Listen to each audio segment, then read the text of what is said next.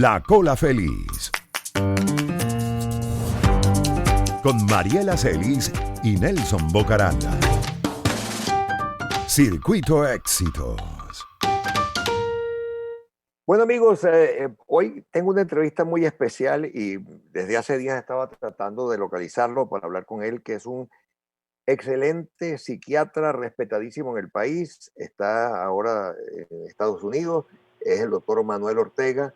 Y bueno, hoy por cierto tuve la suerte también de escuchar una conversación que tuviste con Chile Bagnagui, pero creo, Manuel, que para aprovechar estos minuticos y aprovechar tu tiempo en medio de tus consultas allá en los Estados Unidos, yo quiero comenzar con algo que nos ha preocupado y nos sigue preocupando, que es la enorme conflictividad que se puede desarrollar en cada hogar ante este encierro de familia entera que no estaba acostumbrada a estar sino juntos para cenar, almorzar, tal, o comer en la noche, dormir y listo, pero no para convivir horas y horas de unos días interminables que no sabemos cuándo terminen. Así que tus consejos serán bien apreciados y un gran abrazo.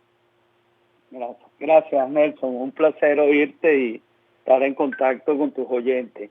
El tema que planteas es muy, muy importante, Nelson. Fíjate, lo que dices, no estamos acostumbrados a estos niveles de convivencia tan cercanos. Esa no es la realidad de la mayoría de nosotros. Y eso te genera dos posibles problemas. Un problema es la gente que se quedó sola, ¿ok? O se quedó separada. Ese es un tema. Pero el que me voy a referir, siguiendo tu pregunta, es a la gente que está conviviendo día a día. Fíjate.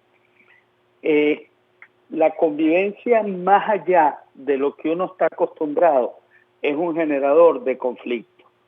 Por un lado, puede dar una parte de gran alegría de la felicidad de estar con gente querida, pero aún en las familias en avenida tenemos que estar pendientes que se van a generar situaciones de irritabilidad que pueden llegar a conflictos importantes. Cierto. Imagínate lo que sucede en familias en conflicto, en familias disfuncionales. Es una situación que puede ser muy, muy grave, de dos cosas, fíjate. Una, de violencia, de conflictos con violencia. Ya hay reportes de violencia conyugal severa en ciertas familias que normalmente podían tenerlas o no. Y el otro tema que se ha planteado es el tema del abuso sexual. De los niños están mucho tiempo pues solos, o sea, mucho tiempo sin sus actividades, y se han también empezado a llamar la atención sobre ese punto. Por lo tanto, todos los padres, todas las personas que tenemos contacto con niños y con nuestra familia, tenemos que hacer un desarrollo de tranquilidad, de respeto, de cuidado al otro, porque este momento así lo exige. Ahora, fíjate una cosa. ¿Qué indicaciones, qué se le puede dar? Yo sé que una familia disfuncional, una familia que tiene problemas, va a ser mucho más difícil, pero la mayoría no son disfuncionales o no somos disfuncionales. Entonces, ver cómo convivir, cómo ayudamos a que se entienda eso, establecer horarios, establecer qué relación entre todos, cuándo están reunidos todo el día en la casa. Entonces, bueno, ¿qué se le puede, qué lineamientos se le pueden dar para ayudarlos a pasar esta angustia que, como no sabemos cuándo va a terminar, cada día crece más la angustia? Claro, fíjate, hay varios lineamientos que pueden ayudar y que van a depender de la infraestructura y de las características de cada familia. Pero el primero es establecer rutinas. Aún en este momento que la gente, mucha no tiene trabajo, o hay que buscar la manera de que cada uno de los personajes tenga rutina de levantarse, de arreglarse, de hacer alguna actividad. En segundo lugar, el poder tener actividad individual, el que cada persona pueda tener la libertad de irse al sitio de la casa donde pueda estar y estar solo, entender que hay que respetar. Por ejemplo, un hecho importante es la gente que trabaja en casa, Nelson. Sí, sí, los La que gente trabajan en casa, está que trabajando en casa, son muchos.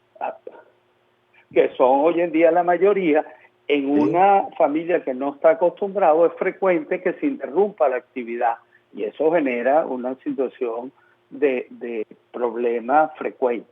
Entonces hay que saber que cuando la gente está en alguna actividad hay que tener el respeto igual que si estuviera en el trabajo, que uno no lo va a estar llamando a cada momento.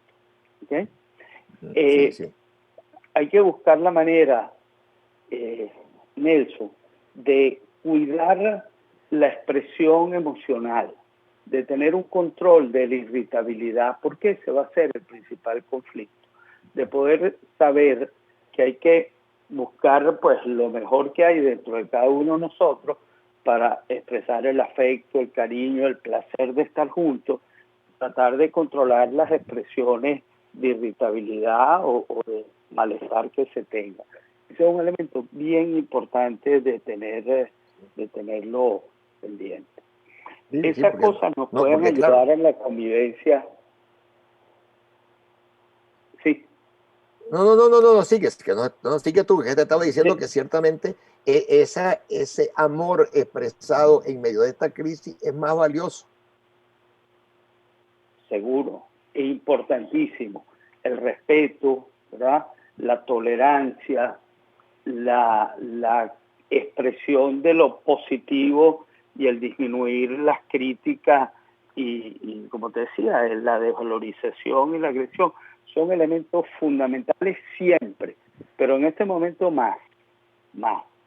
Fíjate, nosotros hay estudios clarísimos hace mucho tiempo, porque que cuando hay una aglomeración, cuando los animales, tú metes más animales en un espacio cerrado de los que normalmente ellos se toleran, se genera una situación de violencia entre ellos importantísima que no está si tienen un espacio adecuado. Eso igualito nos pasa a nosotros. Si nosotros estamos muy cerca, va a haber más tendencia al conflicto. Si estamos muy alejados, va a haber una sensación de soledad y de distancia que no gusta. Entonces, en este momento, eso es un elemento fundamental a tomar en cuenta. Ahora, fíjate, otro punto clave, y lo has hablado mucho, bueno, lo que te he oído, y lo habla toda la gente, es en Europa, sobre todo, que hemos visto la cantidad de muertes de ancianos en Italia, en España, y luego empieza en Estados Unidos lo que ha aparecido, que empiezan los menores, los niños todos, a oír la muerte, a conocer que se muere la gente, a conocer que se mueren los abuelos, a pensar que se le mueren el papá, la mamá, los abuelos, los tíos, bueno, y entonces se desesperan y bueno, y se de gente que le ha preguntado al niño, y si ustedes se mueren de crío que no sé trabajar todavía, cosas así. Nelson, eso te lo puedo contar en carne propia con mis nietos. Uno de ellos tiene un cuento parecido al que contaste. Le digo a la mamá, bueno, mamá, y yo tengo miedo, ¿y qué va a pasar? Mueren, niño de 7 años, ¿no? Y nosotros estamos solos, ¿qué vamos a hacer? Y ese punto, fíjate, es muy importante para la gente que nos oye, porque el tema del coronavirus se planteó primero como un tema de gravedad para las personas mayores, para los adultos mayores. Sí, y es verdad, nosotros tenemos más riesgo de un desenlace desagradable. Después se supo que gente entre 20 y 40 años podía estar gravemente comprometido, pero el mensaje es que los niños están resguardados. Y yo creo que eso ha hecho que se olvide un poco las necesidades de los infantes, de nuestros hijos y nietos. Y hay que abrir un espacio para ellos, porque ellos van a estar igualmente angustiados, o a veces hasta más, aunque no lo muestren, Nelson, porque eso es muy importante. Los niños con frecuencia llevan la preocupación calladamente o expresándola por medios indirectos como puede ser la intranquilidad y la rebeldía. Y eso, unido a lo que estábamos hablando, genera conflictos en la familia porque el niño empieza hasta que no quiere bañarse, pues las cosas naturales de la rebeldía infantil. Y eso pues se convierte en un factor más distorsionante de la armonía familiar. Entonces, amigos, hay que estar pendientes de los niños, abrir el espacio de comunicación, de hablar con ellos, de preguntarles cómo se sienten, qué miedos le produce esto, cómo están, porque hay que tener un ojo puesto ahí. Ahora, fíjate, muchos padres también se preguntan, hay que preguntarse, o tener que preguntarse, dije, ¿qué tengo bajo control? ¿Cómo puedo yo controlar esto que me está pasando? Porque tienes una madre que tiene que ser madre, cocinera, limpiadora, maestra, con unas tareas que le han puesto, que bueno, he visto que en el mundo entero las protestas de los padres y la familia a los colegios y escuelas por la cantidad de tareas que le han puesto, que obligan a una mamá en la casa o a un papá a tener que dar clases cuando nunca lo han hecho. Y cuando vemos que nos han hablado de las maravillas de que es la Internet, sí, la Internet global, pero aquí en Venezuela por el suelo. Entonces, eso también, qué se puede decir? Sí, fíjate, el tema de las tareas, yo no sé cuál es la razón de eso, pero estoy de acuerdo contigo, conozco muchos familiares que se quejan y muchos estudiantes que se quejan del volumen exagerado que les han puesto. No entiendo cuál es el motivo. Pero tú planteaste, Nelson, en qué hacer, qué controlar, porque parte del problema que uno tiene en estas circunstancias es que estamos expuestos a una serie de situaciones que están fuera de nuestro control. Y eso es una de las grandes fuentes de ansiedad en situaciones difíciles como esta.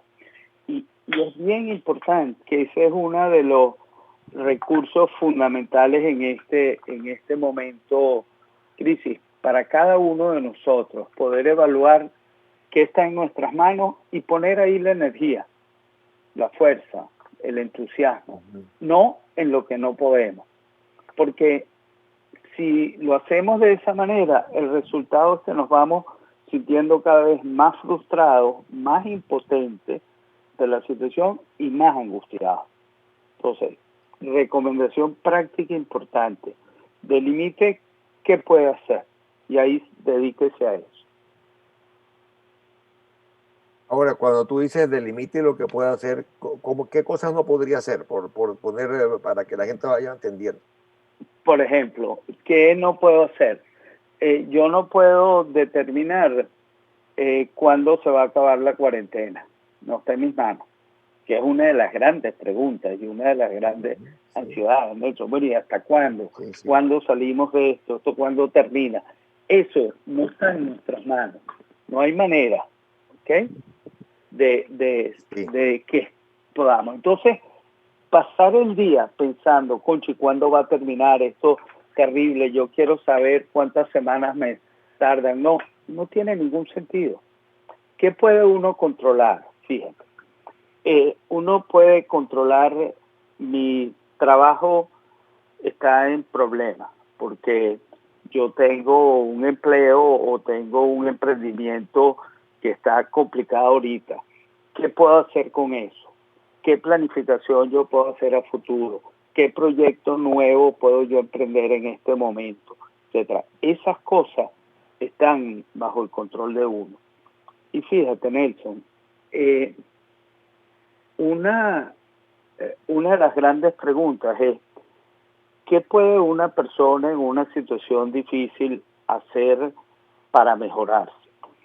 Y una de las cosas que se ha planteado y que describió Víctor Frank, muy conocido por todos nosotros, es que de las grandes fortalezas vienen de tener un proyecto, de tener un sueño, de tener una razón de vida, de tener algo que nos entusiasme. Y en este momento en el que todos vemos que nuestros proyectos naturales y cotidianos están en problemas o se han frustrado, este es un gran momento para emprender a hacer cosas, para comenzar o para reestructurar nuestros proyectos vitales.